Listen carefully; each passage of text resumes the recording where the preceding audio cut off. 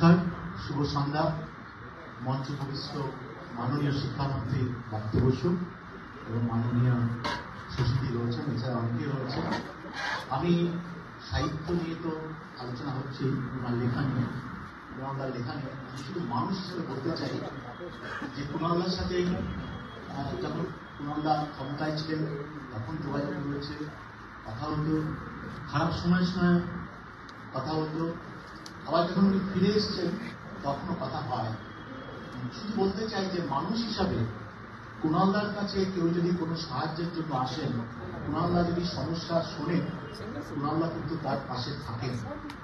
আর কয়েকদিন আগে আমরা একটু আলোচনা করছিলাম, আমি এবং মাননীয় মন্ত্রী পার্থ বসু, কুণালদার প্রসঙ্গে আলোচনা যখন আসলো, সবাই সাধারণত যারা সংগ্রাম করে তাদের বলা হয় যে কই মাছের মতো জান আছে।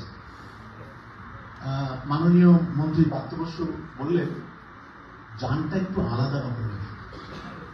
সত্যি এটা নিয়ে যাতে কুণালদা আরো দীর্ঘ পথ চলতে পারে, ভালো করে লিখতে পারে। আর সঙ্গে আমি বলবো আরেকজনের কথা অবশ্যই উল্লেখ করতে হয়, তিনি হচ্ছে আমাদের বৌদি, কুণালদার স্ত্রী। ভালো মন্দের সময় যেভাবে পাশে থাকে, এবং কুণালদা সত্যি কিন্তু সত্যি কোথা থেকে পান। একটু আগে সুশীতিও বলেছেন যে অনেক কথা বলেন, সত্যিটা কোথা থেকে পান। আমার মনে হয় ওই যে স্পেশাল জান আর বাড়ি থেকে বৌদির যে শক্তি, দীর্ঘ পথ অতিক্রম করতে সাহায্য করবে কুণালদাকে। ধন্যবাদ।